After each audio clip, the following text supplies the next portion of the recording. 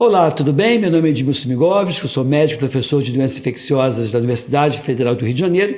E no Amigovski, que é o podcast do Edmilson Migovski, eu trouxe hoje o João Migovski. Não é mera coincidência, não. É de pai para filho, mais uma vez. E aqui hoje, na nossa coluna, na TV Correio da Manhã, que abriu esse espaço para a gente levar a medicina do estilo de vida e informações importantíssimas acerca de prevenção de saúde, e prevenção na saúde e promoção de saúde.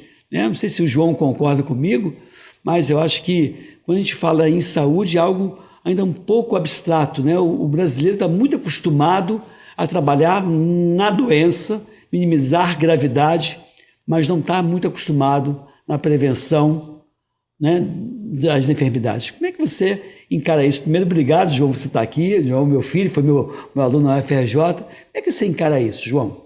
Pai, obrigado pelo convite. A gente acaba entendendo a saúde, na maior parte das vezes, como a ausência de doença. Só que a saúde é muito mais do que isso, A saúde é o completo bem-estar físico, mental e social. Então não é apenas a pessoa não ter uma doença, não ter uma infecção, não ter uma dor, que isso significa que ela esteja com saúde. Se ela não tem nenhuma doença propriamente dita e não estiver se sentindo bem com a família ou com ela mesma, a gente não pode dizer que essa pessoa é uma pessoa saudável. Segundo Harvard, João, em 2004, eles falaram que seriam 6 pilares. A gente critica muito dizendo que seria ou elos, porque se uma corrente rompe, um elo rompe a corrente, ou se um pilar cai, vai cair os demais pilares. Então seria algo igual um dominó, um do ladinho do outro, cai em dominó, derruba todos os pilares. Então esses 6 pilares iniciais é dormir bem, comer bem, atividade física, gerenciar estresse, bons relacionamentos e não abuso de drogas lícitas ou ilícitas. São 6 pilares segundo Harvard e segundo a gente fala, olha, tem que ter aí autoestima, tem que ter a prevenção de doenças infecciosas com foco em vacina, higiene pessoal, tem que trabalhar também a questão da prevenção dos sentidos, que seria ouvir bem, enxergar bem, bons paladares, coisas que estimulem você a ter uma qualidade de vida melhor e também trabalhando em cima da autoestima. Seriam esses 10 pilares. E aí o que você vê no teu dia a dia, João, em termos de preservação ou manutenção desses pilares? Se a gente parar para pensar, a gente vê que as principais mortes hoje em dia são causadas por doenças cardiovasculares, ou seja, relacionado com comer mal, não fazer atividade física, manter um peso fora do peso ideal, dormir mal, beber todas, gerenciar mal o estresse, ter relacionamentos estressantes, relacionamentos tóxicos, tudo isso contribui para o aumento do seu risco cardiovascular. E é interessante que você coloca, quando você fala bons relacionamentos, é difícil você dormir bem com um relacionamento ruim. Sim. É difícil você não abusar de drogas lícitas ou ilícitas com um relacionamento ruim.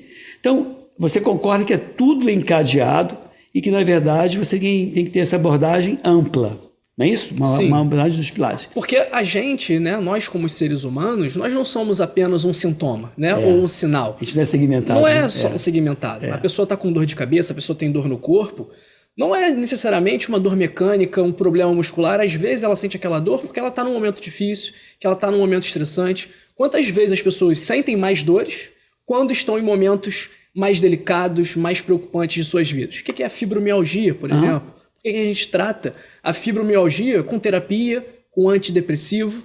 Isso é muito doido, é muito legal isso, assim, que não tem como você dissociar. E é interessante que as pessoas, de modo geral, inclusive alguns médicos, têm aquela visão simplista, do tipo assim, colesterol alto é igual a essa medicação, hipertensão é igual a essa medicação. E não existe uma prescrição para dormir bem, não existe uma prescrição de atividade física. Quando eu faço atividade física 5, 6 vezes por semana, eu até brinco, Ali eu não vou para brincar, eu vou para me tratar ou para prevenir. Então, quando você coloca em prática a medicina do estilo de vida, você minimiza a necessidade de exames complementares e de medicamentos. Isso nem sempre é bom para determinados grupos econômicos, Determinados grupos econômicos, e isso, inclusive, influencia a nossa educação ao longo da faculdade. Eu não sei na sua época, porque faz um pouco mais de tempo que eu, Você é um pouquinho mais velho do que eu, mas na minha época, ao longo da faculdade, quando a gente falava de uma doença como colesterol alto, diabetes, pressão alta, falava-se por alto que a primeira medida a ser tentada era a famosa MEV, mudança do estilo de vida. Só que não falavam quais eram as mudanças do estilo de vida, não falavam como fazer o estilo de vida, porque é muito fácil você chegar para a pessoa e falar assim, olha, você tem que comer bem. Mas como que você... Só isso não é o suficiente para fazer a pessoa comer bem. Ela precisa de um acompanhamento a longo prazo, ela precisa de uma orientação profissional. Então, na época da faculdade, a gente praticamente ignorava essa parte de mudança do estilo de vida e pulava direto para as medicações. Pois é, porque não é glamuroso, né? A medicina preventiva, ela não dá prêmio Nobel. Não dá. Não dá. O que dá prêmio Nobel é uma coisa, um detalhe, alguma coisa que vai lá, prêmio Nobel, mas que, na verdade, muito pouco impacta na vida das pessoas. A medicina do estilo de vida, eu te fazer uma A medicina do estilo de vida também não dá para colocar numa pílula. Não dá. Né? Fazer um processo industrial e vender na farmácia. Não dá. Não dá. Mas, se fosse uma pílula, imagina se existisse uma pílula que fosse capaz de diminuir em até 80% o risco da pessoa infartar e ter câncer. Todo mundo ia querer tomar essa pílula. Claro, né? claro. Mas essa pílula é o estilo de vida. Com certeza, porque eu queria que você desse um exemplo, assim, o que o sedentarismo provoca em termos de enfermidades de câncer, em termos de doença neurológica e outras coisas. Só um exemplo em termos para a gente botar aqui no nosso podcast. Além de câncer, além de pressão alta, além de poder gerar diabetes, né? Você tem uma ideia, o exercício físico, tem vários estudos que mostram que o exercício físico é melhor do que o glifage, do que a metformina no tratamento de diabetes. Que são tipo medicamentos 2. utilizados para diabetes. Né? Quem é diabético conhece a metformina, toma metformina. Então, esse é um exemplo, né? Outra coisa, o seu exemplo, quando você não fazia atividade física. Doía o corpo todo. Por quê? Porque o sedentarismo faz com que o seu corpo viva num estado constante de inflamação crônica de baixo grau, assim como o sobrepeso e a obesidade. Isso aumenta o risco de câncer. E outra coisa, como uma resposta inflamatória crônica provoca aumento de colesterol. Logo, aumenta o açúcar no sangue. Logo aumenta a pressão. Logo, aumenta o estresse. Logo, te dá esteatose hepática. Pois é, que é a gordura no fígado. Ou seja, tudo encadeado. Isso é interessante que assim, as pessoas não falam isso, não encaram isso como uma verdade absoluta. E interessante que no outro dia um amigo meu falou assim, pô, eu vi, Migovski, que estava vendo o teu programa, quando você falou que a pessoa que faz atividade física no mínimo 50 minutos, 3, 4 vezes por semana, pode bater no peito e dizer, eu não sou sedentário. E ele ficou tão feliz de dizer que não era mais sedentário, porque aí ele começou a buscar abandonar a condição de sedentário. E eu acho que é esse o principal papel do nosso podcast, é levar essa informação de qualidade, bem fundamentada, para que as pessoas coloquem em prática. Isso que a gente está falando, não precisa de um médico o tempo todo com você. E aí eu vou te fazer vou fazer uma observação, eu queria saber se você concorda ou discorda. O doente é um tratamento individualizado, a prevenção é uma abordagem coletiva. Concordo, porque a gente tem que trabalhar com as massas, né? Atualmente a gente não vê uma política pública de estímulo a um estilo de vida saudável. Não tem. Mas a gente tem a farmácia popular, a gente oferece diversos medicamentos no SUS, mas a gente não oferece o educador físico, o acompanhamento nutricional. Não se oferece. Isso é incrível, né, A gente João? vê a merenda das escolas das crianças, não é uma merenda saudável, balanceada, em boa parte das vezes. A gente vê que o lanche, em vez de ser uma fruta, é um biscoito recheado. Pois é. Então a gente não tem um fomento ao estilo de vida saudável e isso acaba prejudicando todo o sistema de saúde. Porque a partir do momento que a pessoa tiver um estilo de vida mais saudável, ela não vai adoecer, como você falou, ela não vai demandar exames, ela não vai demandar internações. Então, se a gente age na base do problema, na causa, na raiz do problema, a gente vai evitar um monte de problemas maiores no futuro. Vou te fazer uma outra observação. E aí você responde se concorda ou discorda. O principal problema de saúde da população brasileira é a falta de educação para a saúde. Eu concordo que, não sei se é o principal, mas é um dos principais. Porque eu acredito. Você acaba não comendo bem, dormindo mal, né, usando cigarro, fumando, bebendo muito, estressado toda a vida. Então, é interessante, né? Várias doenças vão impactar a partir daí, né? Se as pessoas soubessem e tivessem as ferramentas necessárias para colocar em prática o estilo de vida saudável, E que não é preciso muita coisa para colocar em prática esse estilo de vida saudável, não precisa ser rico, não precisa comprar só alimento orgânico, não precisa ter um personal trainer ali com você cobrando R$100 a hora todos os dias para fazer atividade física, não. Você precisa comer frutas, verduras, legumes, que geralmente são alimentos mais em conta, Sim. Principalmente se for a época dos alimentos, são alimentos que não são caros, né? Então, 1 quilo de feijão, tudo bem que os preços estão aumentando, mas 1 quilo de feijão alimenta muita gente. Sim, com certeza. 1 quilo de arroz também rende pra caramba. Então, a gente tem que informar as pessoas quais são as escolhas mais saudáveis que elas podem fazer. Por exemplo, o que é mais saudável? A pessoa investir, por exemplo, num feijão, numa ervilha, numa lentilha, num grão de bico, ou investir numa salsicha? Pois é. Não é? Esse é o problema. Eu estou lembrando aqui que quando a gente fez a revisão dos 10 pilares, eu esqueci um pilar fundamental que é a saúde oral, que foi uma coisa que nós defendemos. Então eu acabei repetindo 2 vezes a autoestima e acho que vale a pena a gente reforçar isso. Porque é uma outra coisa que Harvard deixou de fora.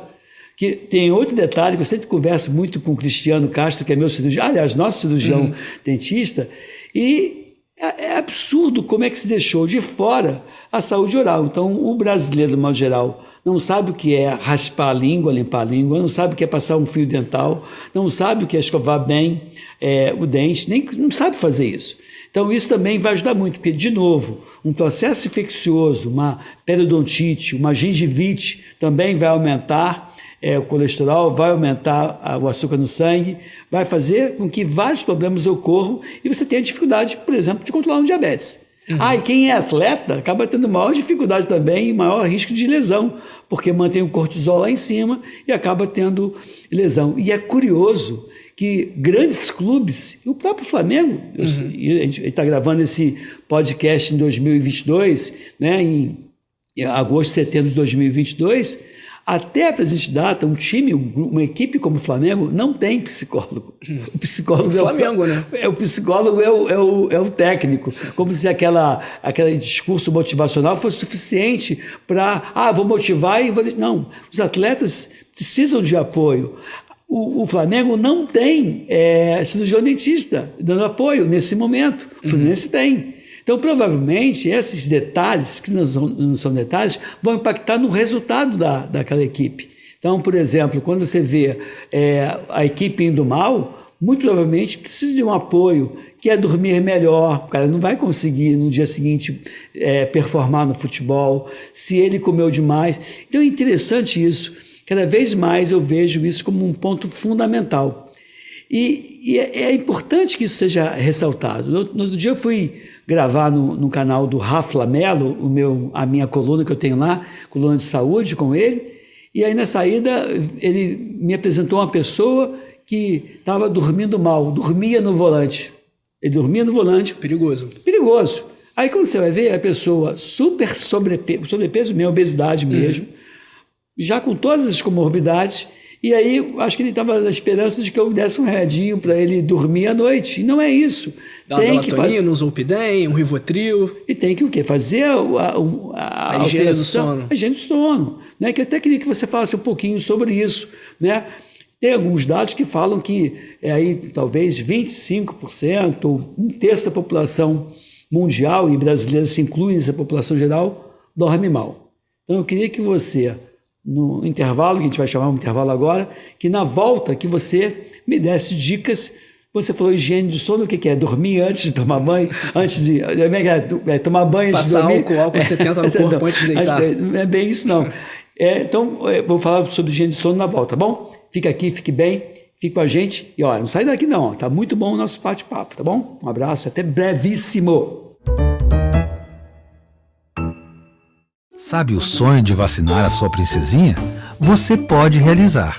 Vacinar seu craque é um golaço. Vacinar sua futura médica é cuidar da saúde dela. Com a Covid não se brinca, se vacina. Vacine seu filho de 5 a 11 anos. Acesse novaiguaçu.rj.gov.br. Confira os documentos necessários e os postos com a vacina testada e aprovada para crianças. Prefeitura de Nova Iguaçu. Já imaginou melhorar seu estado, sua cidade e a vida de sua família com um aplicativo? A Alerj já! Chegou o Legisla Aqui. tudo sobre seus direitos e um canal para você mandar e apoiar ideias que podem virar leis. Tem uma ideia boa? Sugira. Quer saber se é legal? Consulte. Tem dúvidas ou sugestões? Converse. Curtiu? Baixe o app. Legisla aqui. É a LERJ mais perto de você.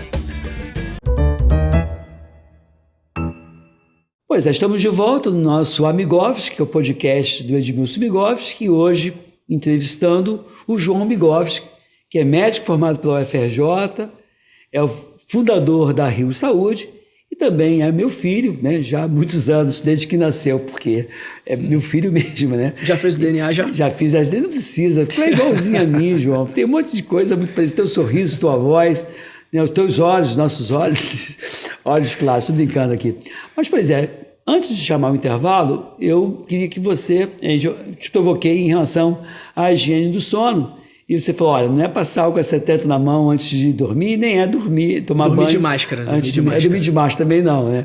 O que é, então, a higiene do sono? E aí eu queria que você desse algumas dicas em relação à última refeição, atividade física, e dicas para que a gente possa dormir melhor.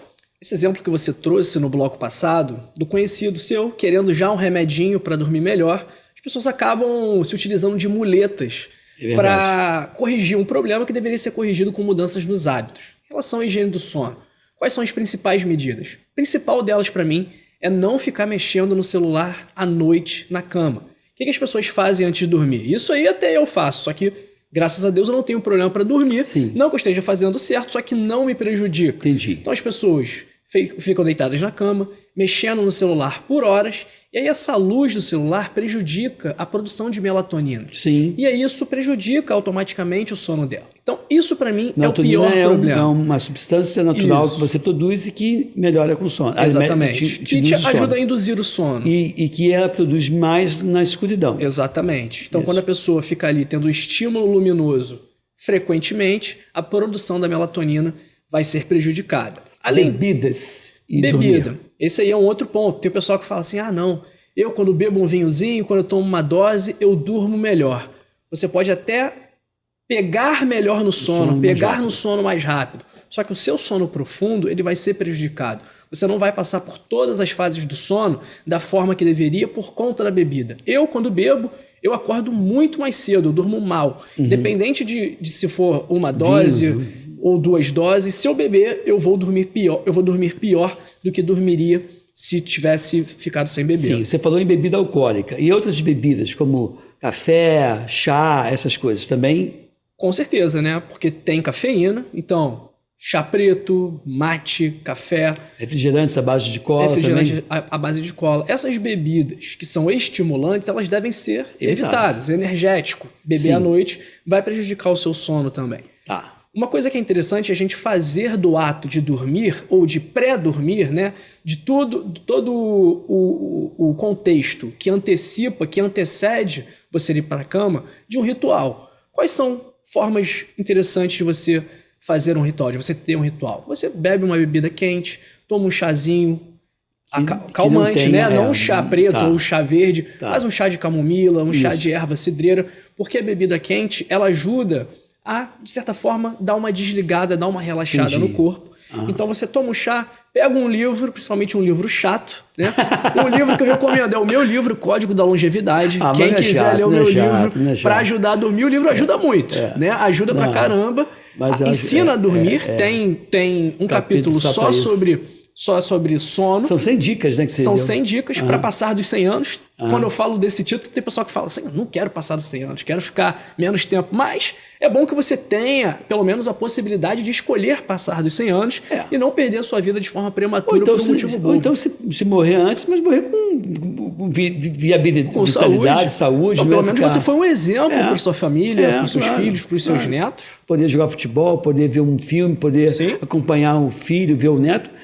Ter saúde é tudo de bom. Então você tem essa dica do teu livro, né? Sim. Eu até pedi para o editor botar aqui o nome do teu livro, tá bom? Vou escrever aqui embaixo de você o nome do teu livro. Como é que é o nome do livro? O Código da Longevidade. Código da Longevidade.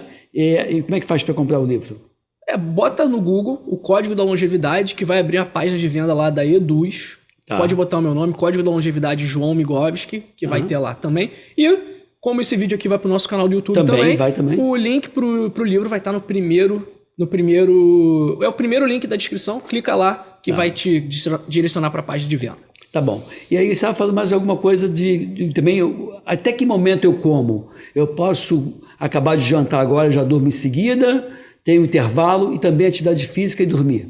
Em relação à atividade física, se fizer atividade física muito próximo da hora de deitar, isso vai te deixar mais excitado, não excitado no sentido sexual, palavra, mas excitado no sentido dos seus ânimos mais exaltados, digamos assim, e isso vai prejudicar o seu sono. Em relação me ocorreu que uma coisa agora assim, atividade física não pode ser até 1h30, 2 horas antes? E aquelas pessoas que namoram de uma forma bem intensa, isso é atividade física ou o prazer que te dá também é um fator que relaxa você?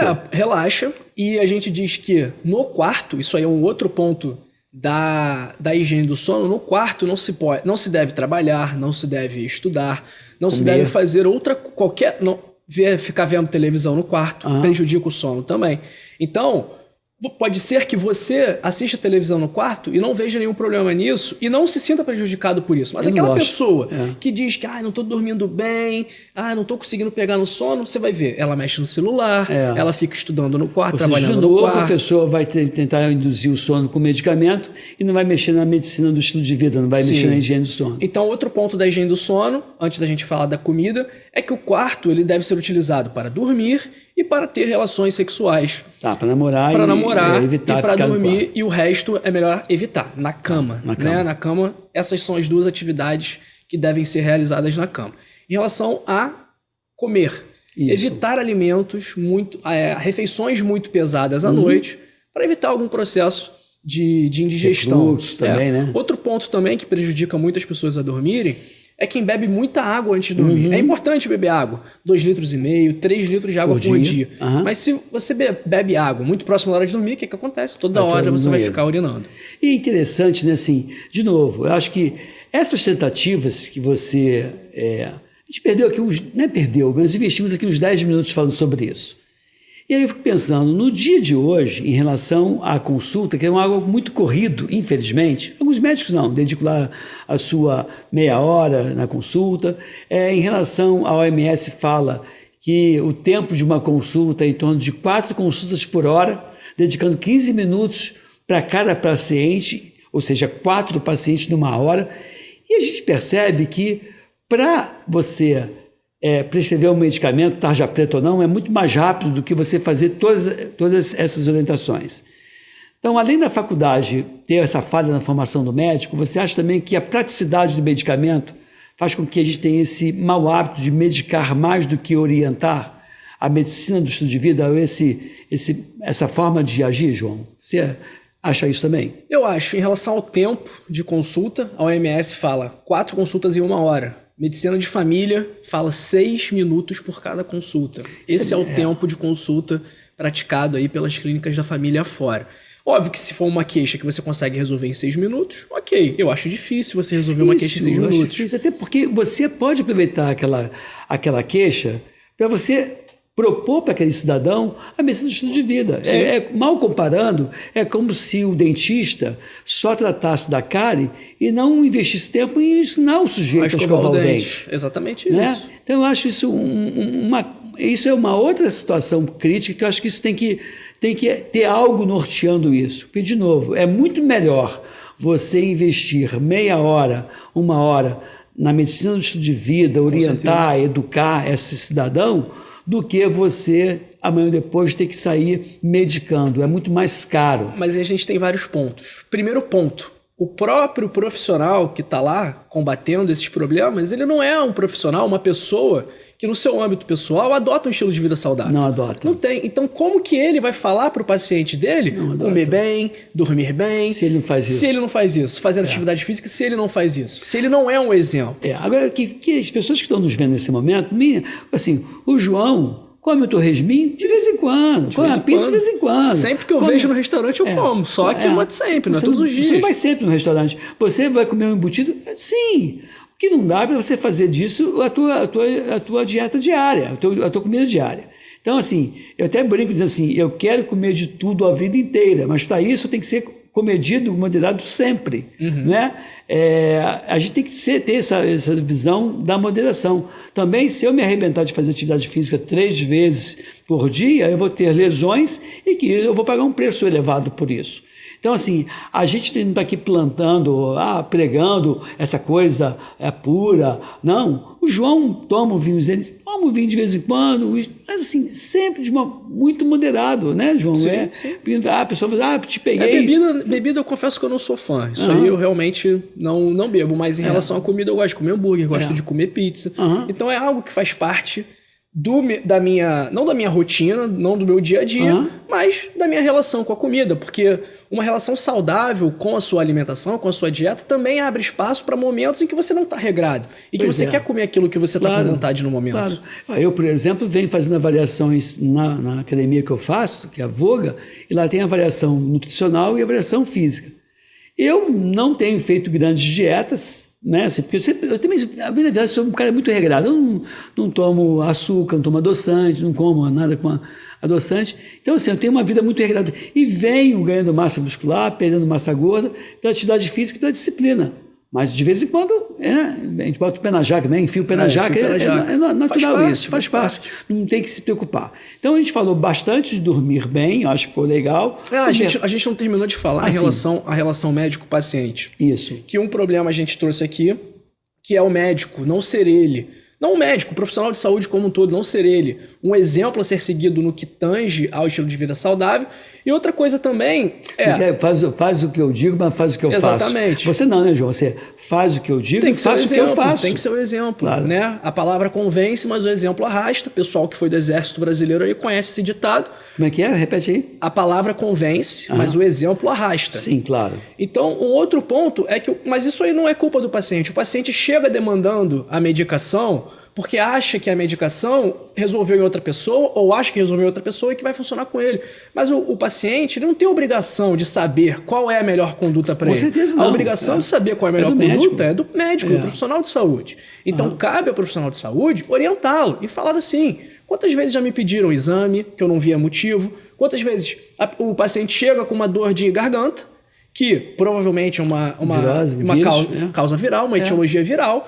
E aí tem médico que pro paciente não encher o saco, já prescreve um antibiótico. E o corticoide. Isso é o que mais tem. Em vez de chegar, pegar e explicar 5 minutos. Não dá trabalho. O médico, alguns médicos, não tomam isso como... Mas eu fui pediatra. O que eu fazia? Eu orientava... Vou te passar a palavra. Tem gente que é chata mesmo. Eu te orientava e dizia assim... e eu tinha uma clientela absurda de um grupo religioso da igreja messiânica. Não estou aqui nenhuma conotação religiosa, nada, mas assim, esse grupo ele vai muito no questão do joreio, das orações, da meditação, e eles medicam um pouco, eles são um pouco contra o medicamento. E é interessante que a minha clientela aumentava, tinha muita gente, porque eu era um médico de pouco prescrever e muito orientar e sempre dando tempo do paciente evoluir de uma forma natural sem precisar intervir com antibiótico.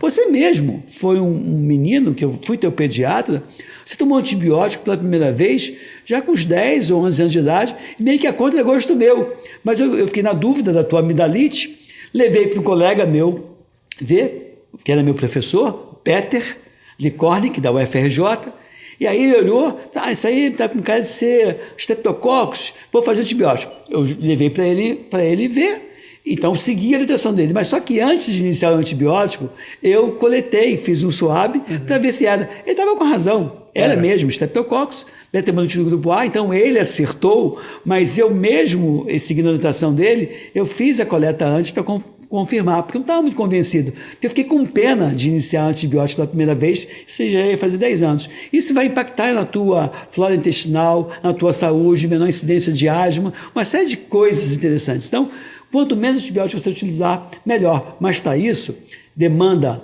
eu te orientar, te explicar, te convencer, te ganhar como paciente. E demanda conhecimento também que falta em alguns casos. E eu, no dia seguinte, dizer, e aí, como é que foi? Porque eu também cansei, como médico, de ver aquele paciente que eu olhava e dizia assim, isso para mim é vírus, não medicar e voltar assim, volta aqui amanhã para poder rever você, e no dia seguinte tem uma garganta com placa bacteriana, aquela placa de pus, que eu dizia, cara, se eu não tivesse visto esse paciente ontem, eu ia dizer que o médico que viu ontem comeu mosca. Porque a medicina é assim, é o passo a passo, você vai ajustando de acordo com a evolução.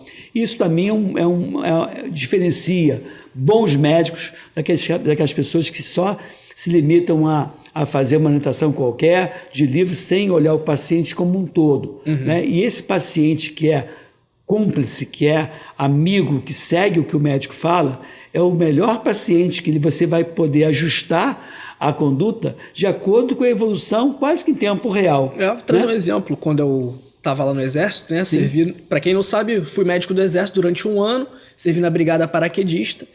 E aí tinha um sargento lá, que era um sargento QE, que já tinha lá seus 40 e poucos anos. Que é do quadro especial. Quadro especial. É o sargento que entrou como soldado, tá. Mas que na época ele conseguiu a estabilidade. Tá, entendi. Algo que não existe mais hoje. E aí esse sargento, ele estava com colesterol alto, estava com alteração na glicemia, então ele estava quase diabético, e ele também estava com sobrepeso. Olha só. E estava com a pressão de 150 por 10, de 15 por 10. A pressão é com uma pressão alta, que já indica o tratamento com antihipertensivo. Nem era uma pessoa muito mais de idade avançada. 43, 44 anos. Jovem, por aí. Muito jovem. E aí, quando eu aferi a pressão dele, vi aquele 15 por 10, eu falei, vou começar algum remédio para ele? Aí eu falei assim, olha, Nonato, não tem problema em falar, parceiro. Vamos fazer o seguinte, vamos fazer um teste.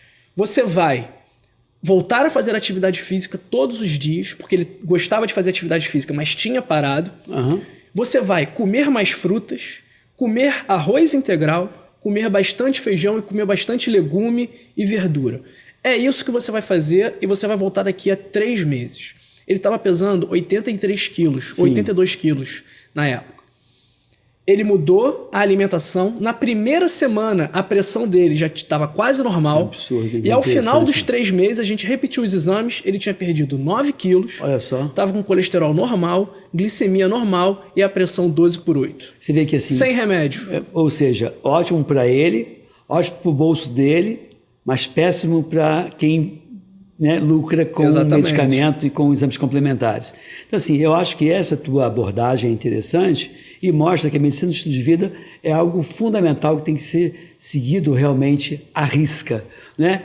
E aí eu queria saber, João, a gente vai chamar um intervalo agora, mas eu queria que você me falasse um pouquinho, no próximo bloco, sobre a Rio Saúde, que é a empresa que você fundou, e tem uma abordagem de telemedicina, e eu acho que tem essa pegada de trabalhar na prevenção, né? E como é que surgiu essa ideia? E quais são os benefícios que aquelas pessoas que aderem a esse tipo de programa, de projeto, vão ter a partir daí, tá bom? Tá ótimo. Posso puxar por aí? Claro. Então tá bom. Fica aqui, fique bem, fique com a gente, e o intervalo é rapidinho, tá? Vai e volta, bem jogo rápido. Sabe o sonho de vacinar a sua princesinha? Você pode realizar. Vacinar seu craque é um golaço. Vacinar sua futura médica é cuidar da saúde dela. Com a Covid não se brinca, se vacina.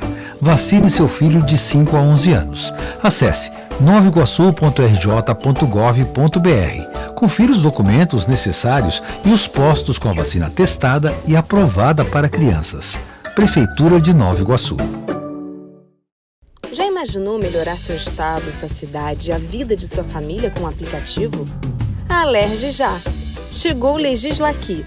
Tudo sobre seus direitos e um canal para você mandar e apoiar ideias que podem virar leis. Tem uma ideia boa? Sugira!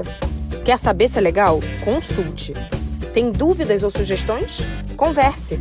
Curtiu? Baixe o app. Legisla Aqui. É a Alerj mais perto de você. Estamos de volta com a Migovski, que é o podcast do Edmilson Migovski, e nesse episódio eu estou entrevistando o João Migovski, que é médico formado pela UFRJ, foi meu aluno, é meu filho, e também é o fundador da Rio Saúde. E quando eu estava terminando o bloco anterior, eu meio que te provoquei, perguntando como foi que você teve essa ideia, o que é a Rio Saúde, quais são as propostas, e se tem essa abordagem nesse olhar de medicina também do estilo de vida, João? Olha, a ideia surgiu a partir da observação do contexto, do cenário que nós temos nos cuidados à saúde, do healthcare atualmente. Então, hoje a gente tem duas situações diferentes aqui no Brasil. A primeira situação é a situação do SUS, do Sistema Único de Saúde, que no papel, excelente, maravilhoso, só que é algo muito custoso, muito oneroso para o Estado e que de forma alguma vai conseguir atender todo mundo da forma mais adequada. Então, essa é o que uma parte da população tem acesso. E acho que, só pegar um gancho, e acho que não vai ter nunca recurso se nós continuarmos com essa pegada de tratar a enfermidade sem dar a total importância para prevenir a enfermidade. Só um dado para você ver. O Ministério da Saúde hoje, de cada R$100 que ele tem, 80 é para tratar doença, a gravidade, e 20 é para promoção de saúde. Então, aleitamento materno, estímulo ao uso de camisinha, a prevenção de doenças infecciosas, a vacinação, isso entra nesses 20%, que é o que vai ter o maior impacto em termos de minimizar dor, sofrimento, sequelas, internações e mortes, mas é onde se gasta menos, onde se coloca menos. E até eu brinco dizendo que o Ministério da Saúde, se fosse fazer jus ao nome, deveria ser o Ministério da Doença, não o Ministério da Saúde. Então, a gente vê que no setor público, infelizmente, a prevenção ela passa ao largo. Você mesmo comentou que uma consulta na estratégia da saúde da família é aí 6 minutos, não dá para nada, né? Então a pessoa ela espera meses para ser atendida, e eu não estou falando mal da medicina de família. A medicina de família é uma ferramenta extremamente importante, inclusive de promoção de saúde. Então esse trabalho de prevenção deveria ser feito no contexto da atenção primária, nas clínicas da família. Então, além desse contexto do SUS, né, nós temos a situação do SUS, que é o Sistema Único de Saúde, que também poderia ser o Sistema Único de Doença, que atende 80% da nossa população, e os outros 20% da nossa população, que é uma parcela do nosso povo que tem uma condição financeira melhor, essa é a parcela que consegue pagar os planos de saúde, que também poderiam ser chamados de planos de doença. Porque quando que você procura o plano de saúde? Quando você está doente, quando você está precisando de um tratamento. Então, o plano de saúde, de forma alguma, também trabalha na prevenção. Então, além disso, né, então nós temos 80% das pessoas dependentes do SUS, 20% das pessoas pagando uma grana para o plano de saúde, e aí os dois pontos têm problemas em comum, né? Quanto tempo leva uma pessoa para marcar uma consulta no plano de saúde com um especialista? 3, 4, 5 meses. No SUS, 1 ano, 2 anos, 3 anos. E aí no plano de saúde, o que acontece? O plano de saúde remunera mal o profissional. O profissional tem que alugar uma sala, pagar um funcionário, pagar aluguel, pagar as contas. E tem um movimento grande, porque se não tiver movimento grande não consegue pagar essas contas. Sabe quanto que ganha um profissional de ortopedista formado, 6 anos de faculdade, 3 anos de residência, aqui no Rio de Janeiro, de um dos planos de saúde mais famosos aqui? Não tem ideia? Não. R$36 por consulta. Caramba. Tudo bem que ele está ali no interesse de drenar alguém para fazer a cirurgia. Só que ainda assim, né? R$36. Mas quando você fala R$36 é quanto vai, e ainda tem que declarar o imposto. Não, R$36 é o que vai para ele, fora os custos que ele tem. Não, então quando você bota R$36 no bolso, na verdade você ainda tem a tributação lá no final. Tem tributo, tem os custos dele, de ter um local. Realmente é menos do que isso. Então é muito pouco. Então como que esse profissional vai atender alguém se ele é tão mal remunerado? Então, por isso que a gente vê qual é uma reclamação das pessoas do plano de saúde. Além do preço, é a falta de atendimento humanizado. É verdade. Porque o cara tem que ficar lá fazendo número, fazendo volume. Uma vez que eu fiz até piada, que foi o paciente chegou, o médico estava com a cabeça baixa, o paciente chegou, ele nem mandou o paciente sentar, e ele estava prescrevendo, assim, olhando, prescrevendo. Aí o paciente, doutor, nem falei aí na minha queixa, o senhor está prescrevendo? Não, esse aqui é do próximo, a tua já está pronta. Né? Quer dizer, a pessoa nem ouve, já tinha aquela receita pré-feita para poder entregar e não acolher. Isso não vai resolver. Né? Isso não é nunca um atendimento que vai trazer uma consequência favorável para esse paciente. Ninguém vai colher bons frutos dessa forma. Né? Sim, então foi pensando em agilizar o contato do paciente, né? Conectar o paciente a um médico, e um médico bem formado, o médico de qualidade, que eu criei a Rio Saúde. Porque eu queria levar ao paciente, ao cliente, a experiência de poder ser atendido por um médico muito bom. O médico que vai olhar no olho da pessoa, o médico que não vai atender com pressa, o médico que vai tratá-la da forma que ela merece. Então, esse foi o primeiro... Ouvir mesmo. Que vai ouvir. A gente cansa de receber relatos. Sempre que tem uma consulta, eu perguntei aí como é que foi a consulta. Eles falam. Várias vezes, um senhor de 73 anos, lá de Arraial da Ajuda, eu perguntei para ele, e aí, Paulo, como é que foi? Como é que foi a consulta? Ele falou, olha, foi uma das melhores consultas que eu já tive na minha vida. E ele não era uma criança, não era um adolescente, então ele já deve ter passado por algumas consultas na vida dele ao longo de mais de 70 anos de idade. Então, ele falando aquilo, que aquilo foi uma das melhores consultas que ele já teve na vida dele, mostra a qualidade do serviço. Então, o primeiro profissional e o único profissional que não foi bem avaliado, ele foi automaticamente afastado e foi colocado outro no lugar. Então, o objetivo principal da Rio é levar atendimento de qualidade para as pessoas e atendimento de qualidade e com rapidez. Então, para ela não ficar meses esperando. Então, muitas vezes o atendimento é marcado no mesmo dia. Uma senhora veio falando que queria uma consulta com hematologista. É difícil uma consulta na hematologia, em qualquer que seja o contexto, no público ou no privado. Ela pediu pra gente às 9h30 da manhã, às 14h30 ela já estava sendo atendida. Então, esse é o objetivo, é agilizar. Existe alguma... Por exemplo, já tive situações, a pessoa diz, eu queria muito uma consulta com um neurologista. Só que o problema dele não era de neurologia, é de psiquiatria. Quer dizer, então a pessoa... Você acata a orientação do paciente ou você facilita a indicação do outro médico? Não, olha, eu sou pediatra, digamos, um infectologista, você precisa ir num cardiologista pediátrico. Essa indicação quem é? O paciente que indica? Não, esse é o ponto. O paciente, como é que é feito? Esse é um problema também, porque às vezes a gente... Não a gente que é médico, mas a pessoa que é leiga, ela não sabe qual é a especialidade que ela deve procurar. Porque ela não sabe interpretar aquele sinal, sintoma que ela está apresentando. Entendi. Então, a pessoa chega e pergunta pra gente, e fala assim, como é que é geralmente? Eu preciso de uma consulta com endócrino. Foi o que aconteceu esses dias. Preciso de uma consulta com endócrino. Aí, eu falei Por quê? Eu falei, qual é o motivo da consulta? Aí ela falou assim, olha, nesses últimos dias eu senti que meu coração estava muito acelerado, eu tenho prolactinoma, tomo cabergolina, tenho hipotireoidismo e tomo a levotiroxina, que é o hormônio para quem tem hipotireoidismo, que é o Puran, o nome comercial. E aí ela estava achando que o Puran estava causando aquela taquicardia nela. E aí ela interrompeu o Puran por conta própria. Sim. Aí eu falei assim para ela, olha, pode me mandar os seus exames, por favor? Ela me mandou os exames estavam todos normais. TSH normal, T4 livre normal, tudo normal. Então o problema provavelmente não era o Puran. E aí ela mesma chegou à conclusão, poxa, será que o meu coração está mais acelerado porque eu não dormi tão bem nas 2 noites anteriores? Eu falei, olha... ansiedade. Exatamente. Alguns inoculantes que dão problema cardíaco também, que a gente sabe. Exatamente. E aí eu falei para ela... Olha, pega o oxímetro e vê a sua frequência cardíaca. Ela me mostrou, estava 83, uma frequência cardíaca normal.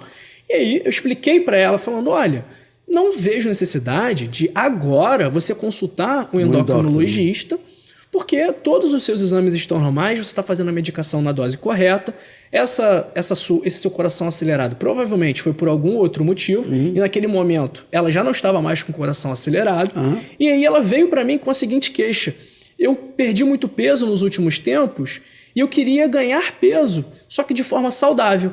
E aí qual é a orientação para ela? Nutricionista. E aí a gente, em vez de fazer essa pessoa queimar uma consulta na endócrino, a gente orientou para a nutricionista, que era a melhor coisa para ela naquele momento. A Rio Saúde ela disponibiliza consultas com diferentes formações acadêmicas. Já posso ter um nutricionista, psicólogo. Porque a gente faz o cuidado integrado. Então, tudo bem, o paciente chega com a demanda dele, só que nós, como profissionais, a gente se sente na obrigação de gerir um pouco a saúde da pessoa. Entendi. Então, teve uma senhora que entrou... Senhora não, mas 40 e poucos anos, que o objetivo principal dela era perder peso. Ela queria perder 30 quilos. Então, o que a gente faz primeiro? Primeiro, ela passou pelo clínico geral para pedir uma bateria de exames, ver o que estava acontecendo com ela, se tinha algum problema, se tinha que investigar algo a mais. Então, no primeiro mês, ela passou com o clínico geral, colocou em prática as orientações do clínico geral. No segundo mês, passou pela nutricionista. Então ela vai ter um tempo para colocar em prática as orientações do nutricionista. No terceiro mês, o que ela vai fazer? Vai passar pelo nosso educador físico, que vai fazer uma série para ela. E aí ela vai ter todo o cuidado do estilo de vida que ela precisa. Entendi. Interessante, né? O educador físico, ele não está nesse grupo, né, assim, da promoção de saúde como deveria estar. Não está. Né? E aí começa, assim, a pessoa, o cardiopata, a pessoa que tem problema cardíaco crônico, qualquer doença crônica, obesidade, hipertensão, eu sempre digo, até com o Cristiano Castro, que é o nosso cirurgião dentista, dizendo assim, todo paciente crônico deveria ter o seu cirurgião dentista para chamar de seu. Talvez o seu nutricionista para chamar de seu. Talvez o seu educador físico para chamar de seu. E nesse cuidado integral, né, amplo, que você, então, hoje oferece. Né? Fora um plano de... Como é que é? Um clube de benefícios que vocês fazem então, também, né? Esse foi o primeiro problema que a gente quis solucionar. A gente quis trazer não só medicina, mas saúde para as pessoas de uma forma acessível. Que elas não precisassem esperar meses para ter acesso àquilo que elas precisassem. Então, esse foi o primeiro ponto. O segundo problema que a gente quis solucionar, e aí é um problema que é tanto para o paciente quanto para o médico, carente, o paciente carente de orientação correta, é saber quais são as situações em que demandam a ida a uma emergência. Isso é porque, por exemplo, o que a gente vê? A gente vê o médico reclamando hoje em dia que chega uma pessoa 1h com uma unha encravada. Só que, coitada da pessoa, ela não sabe que aquele problema dela pode ser resolvido no dia seguinte. Porque ela família, não... Exato, porque ela não tem para educação. quem perguntar. Ela não tem a quem recorrer em momentos como esse. Então, além de conectar médicos a pacientes, médicos de qualidade, profissionais de saúde de qualidade a pacientes de forma rápida, remota, sem burocracia, sem carência, a gente também tem o que a gente chama de amigo médico, que é um suporte profissional 24 horas por dia. O principal objetivo dele é identificar emergências. Para a pessoa chegar para mim, olha, eu tô com uma dor aqui na palma da minha mão. Qual é a orientação? Não é, vai agora para emergência. Não é, olha, vê o que é, você bateu essa mão, já tentou botar um gelo, investiga qual é a causa daquele sintoma. Não sei se uma vez eu fiz um programa que eu trabalhava, tinha uma inserção na TV Band, ensinando a população a buscar o atendimento, por exemplo. Se você tomar um tiro, a UPA não é uma boa opção, nem a clínica da família, é o hospital. Por outro lado, se você tem uma crise hipertensiva, o hospital não é o melhor lugar. O melhor lugar talvez seja a UPA. Assim como também, se você tem uma hipertensão crônica, o melhor lugar é a clínica da família, que vai fazer essa abordagem. E aí o que acontece? O cara faz atropelado, vai para a clínica da família e fala mal da clínica da família. Foi no lugar errado. E aquele cara que tem uma dor de cabeça, que ele merece ser atendido, mas tem dor de cabeça, como você falou, há um tempão, vai no hospital, vai ser mal atendido, porque vai esperar o baleado ser atendido, o atropelado ser atendido, ou seja, a pessoa busca o lugar errado com a queixa equivocada. Então, isso, novamente, essa orientação é algo fundamental. Mais uma vez, a falta de orientação e a falta de informação gera prejuízo para o sistema de saúde. Por isso que eu acho legal o nosso canal. Acho que um espaço como esse, o Amigovski como podcast, o nosso canal no YouTube, que é o Edmilson Migovski, que tem esse nome, mas nós fazemos juntos, né? Você coloca muito conteúdo, e eu fico muito feliz por isso. Ele tem toda essa abordagem. Não sei se você teve essa experiência, mas eu encontrei várias pessoas, inclusive pessoas da minha época do Corpo de Bombeiros, hoje coronéis, falando, Migovski, era o teu canal que me tranquilizava, era o teu canal que na fase da pandemia, e eu vendo aquelas coisas na televisão horrorosas, que eu me norteava por ali e eu tinha muito mais tranquilidade ao ver você e o seu filho falando. Nós estamos chegando no final do nosso podcast, mas não queria encerrar se antes você contextualizar e ver. Tudo bem, a Rio Saúde é uma iniciativa privada, mas você vê a possibilidade de se colocar alguma coisa nesse segmento no SUS? O TeleSUS? Como que a Dona Maria, morando lá no interior do Amazonas, vai ter acesso a um cardiologista? Só por telemedicina. Só por telemedicina. Como que as pessoas... O nosso país é um país muito grande. Então, em alguns locais, a medicina física não vai chegar.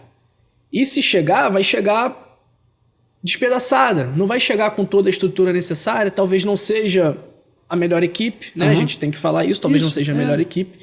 Então, eu vejo a telemedicina como uma ferramenta de saúde pública, com certeza. E embora ainda tem gente que fala assim, não, eu gosto de ir no médico, de olhar no olho do médico, de ser tocado, ser examinado, ok. Algumas situações isso é necessário, claro. Sim. Só que 95% das queixas são resolvidas por telemedicina. E eu vejo assim, por exemplo, se você for ver meu currículo, João, eu fui oficial do Corpo de Bombeiros, de rua, tenho curso para reanimação cardiorrespiratória, eu tenho uma vivência grande de terapia intensiva, pediátrica, neonatal, de adultos, trabalhei em emergência, mas se hoje, depois de 20 e tantos anos distantes dessa atividade prática, se eu for colocado dentro de uma UPA, eu vou ter algumas dificuldades.